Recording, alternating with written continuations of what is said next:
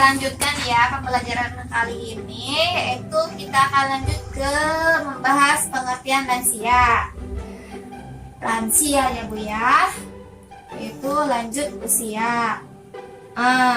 Bu-ibu, coba siapa saja yang tinggal di rumah ibu? Ada siapa saja di rumah? Ada suami, siapa lagi? Ada anak-anak, siapa lagi? Ada itu nenek dan kakek. Makanya ada nenek dan kakek dari anak ibu berarti ya? Ya. Abah panggilannya mungkin ya Aki ya. Biasanya manggil apa Bu anak-anak? Aki, manggil Aki ya.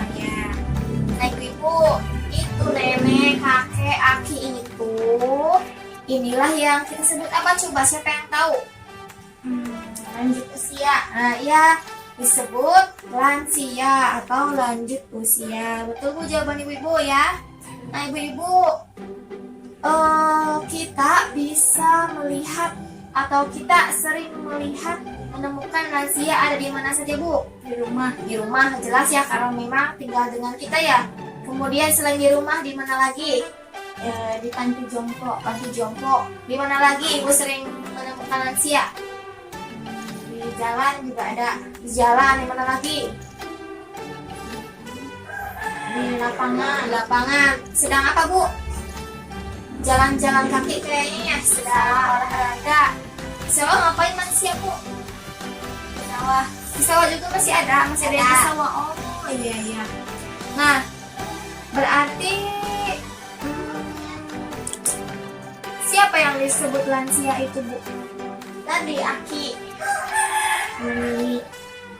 sama Nini ya. Nah bagaimana kondisi dari lansia tersebut Bu? Kondisinya gimana yang kita lihat? Sudah tua, kemudian Bu tuli. Ada yang tuli juga ya. Apalagi Bu? Keriput. Apalagi Bu? Matanya sudah mulai rabun ya. Apalagi ada lagi Bu? Apalagi pikun ya? Ya. Lupa ingatan, sudah mulai ganggu ingatannya Bu ya.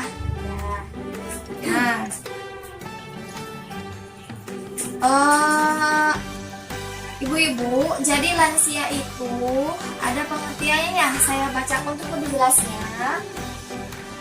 Saya nanti akan sampaikan berdasarkan flipchart ya Bu. Tapi sebelumnya, berarti kita tahu bahwa lansia itu ciri-cirinya sudah tua, ada yang tuli, ada yang keriput pasti ya, kemudian ada rabun juga, sudah rabun matanya, kemudian ada yang lupa ingatan juga, pikun, tidak tahu arah kemana jalan pulang ya Bu ya.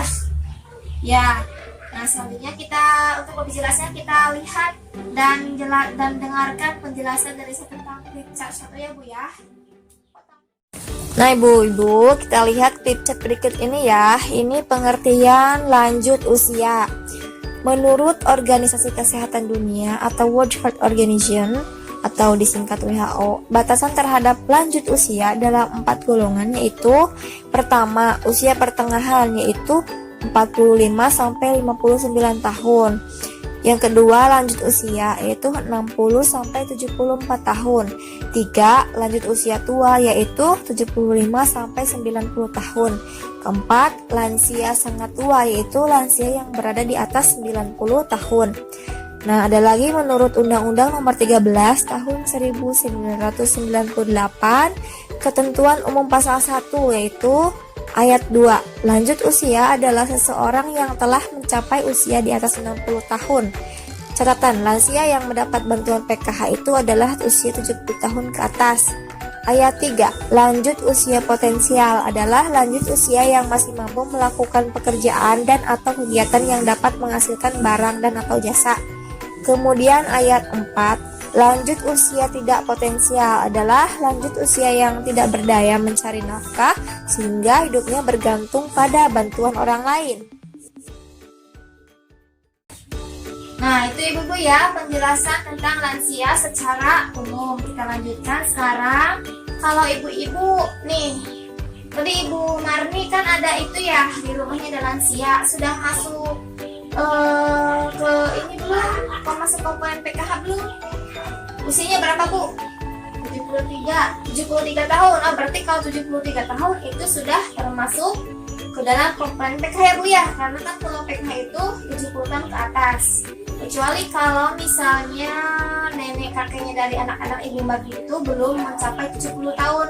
Secara umum kan kalau lansia dimulai dari 60 tahun. Nah, kalau di PKH kalau yang bisa masuk itu mulai dari 70 tahun yang sudah bisa dapat bantuan PKH itu ya Bu ya, batasnya ya Bu ya.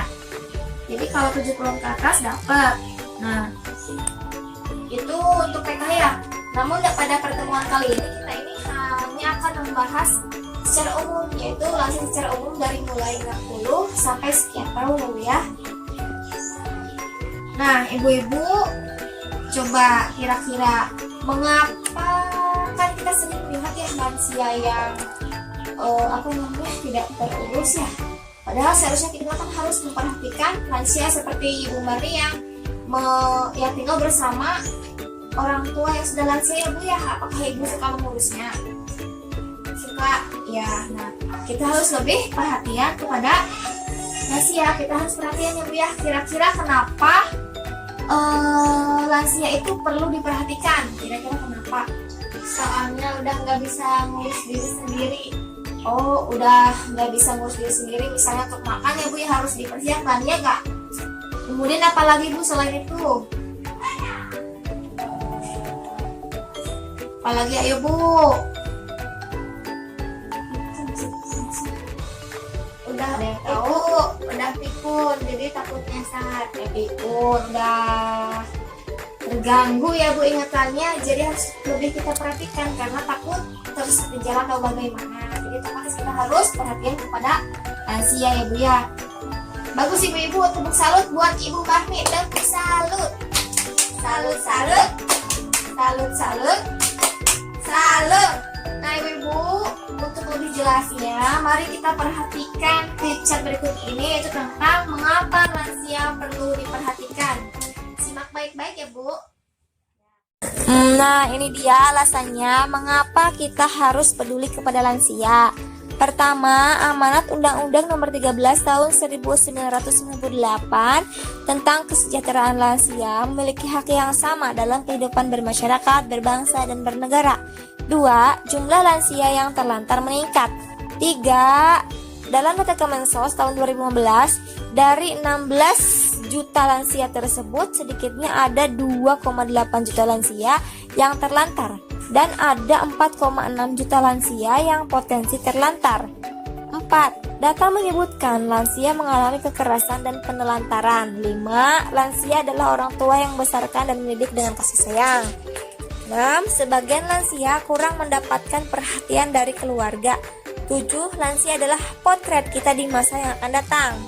8. Panti lansia atau panti jompo itu sekarang itu sangat terbatas.